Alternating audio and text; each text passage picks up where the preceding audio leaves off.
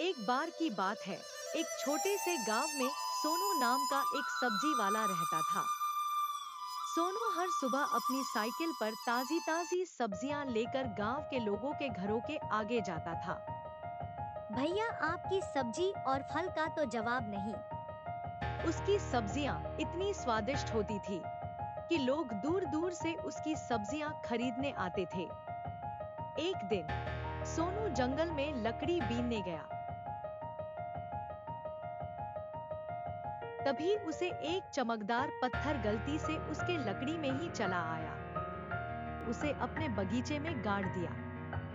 अगले दिन सुबह जब सोनू बगीचे में गया तो उसने देखा कि उस पत्थर के आसपास की मिट्टी में से अद्भुत फूल और फल निकल रहे थे। सोनू बहुत हैरान हुआ। उसने उन फलों और फूलों को तोड़कर खाया और पाया कि वे बहुत ही स्वादिष्ट हैं। उसने उन फलों और फूलों को बाजार में बेचना शुरू किया। लोग उन फलों और फूलों की स्वादिष्टता देखकर बहुत खुश हुए और उन्हें खरीदने लगे। धीरे धीरे सोनू बहुत अमीर हो गया, लेकिन उसके मन में धन की लालच पैदा हो गई।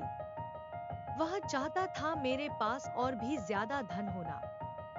उसने जादुई पत्थर से और भी ज्यादा फूल और फल उगाने शुरू कर दिए। लेकिन जितना ज्यादा वह उगाता, उतनी ही ज्यादा उसकी लालच बढ़ती जाती थी।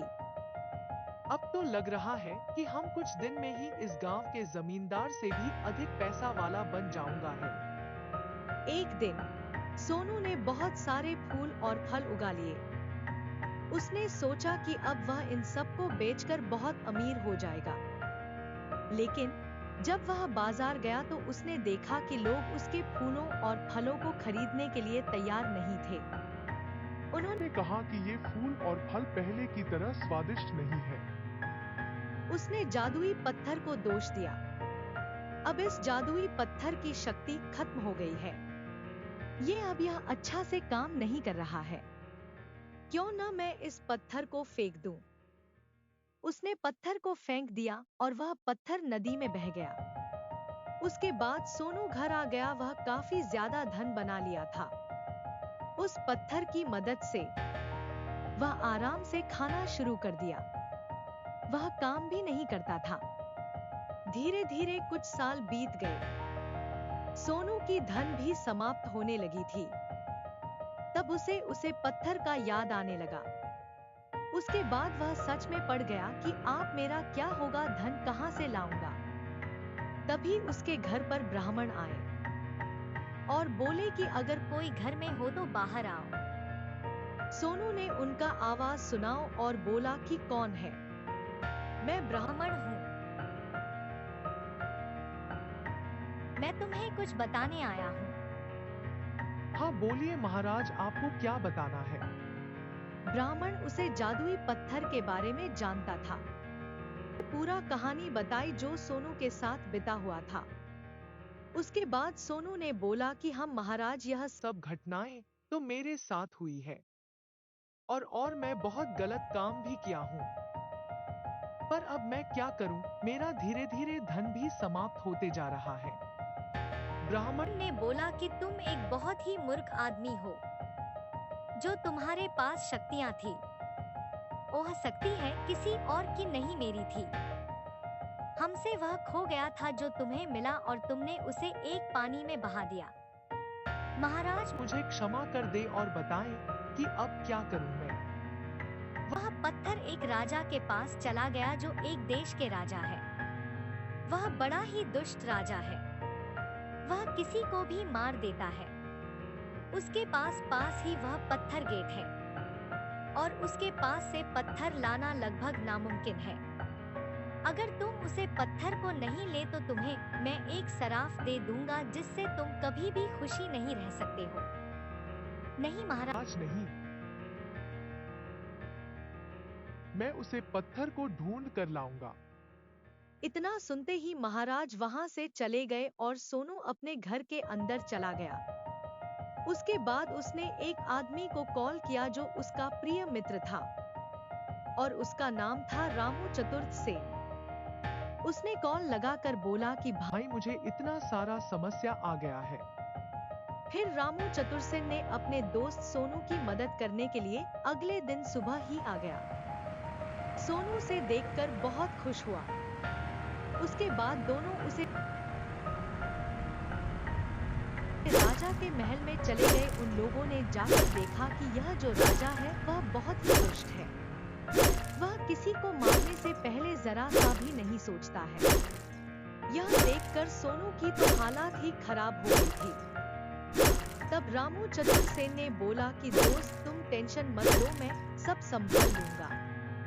उसके बाद रामू चतुरसेन ने एक दिमाग लगाई और कुछ लोग काम कर रहे थे उन लोगों को बार बार जाकर डिस्टर्ब करने लगा। रामू से परेशान होकर सबको उसको डंटने लगते और बोले कि तुम क्यों हमें परेशान कर रहे हो।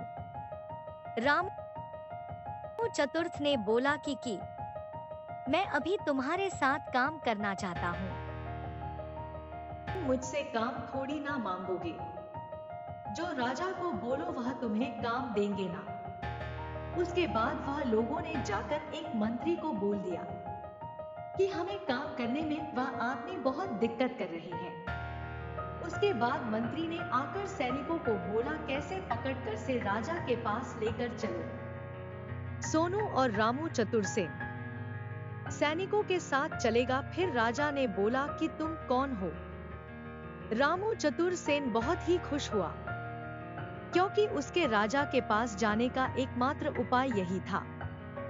फिर उसने बोला कि महाराज मुझे एक ज्योतिषी ने भेजा है और बोला है कि कुछ दिनों में ही आपका महल और पूरा राज्यपाट नष्ट होने वाला है। इतना सुनकर राजा हंसने लगा क्योंकि वह बहुत ही घमंडी और निर्दय और बोला कि मेरा महल नष्ट होगा। इतना बोले कि तुम्हारी हिम्मत कैसे हुई।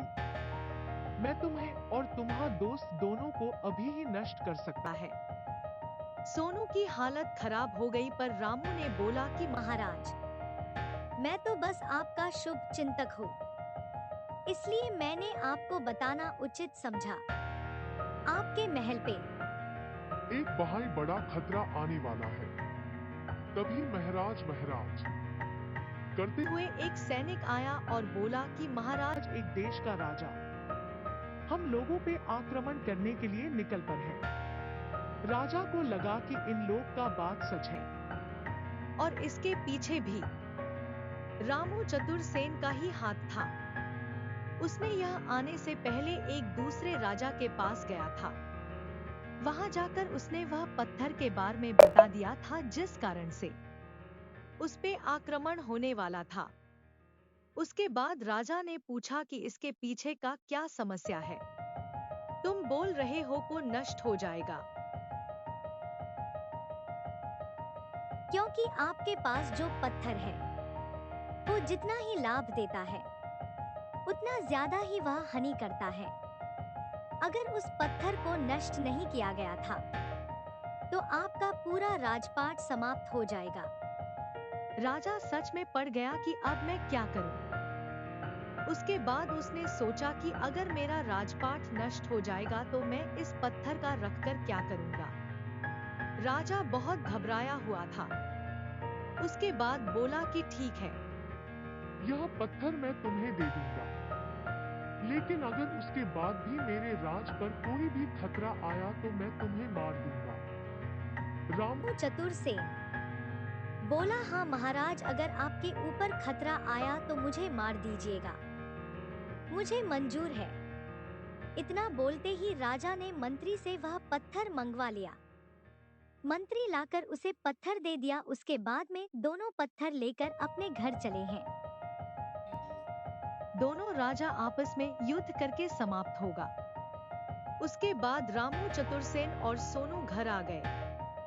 वह लोग ब्राह्मण के पास गए और उन्हें पत्थर को दे दिया और बोला कि लीजिए महाराज, आपका पत्थर आपके हवाले। फिर ब्राह्मण ने बोला कि तुम लोग एक बहुत ही चतुर और चालाक व्यक्ति हो। उस राजा के पास से यह पत्थर लाना बहुत ही नामुमकिन था।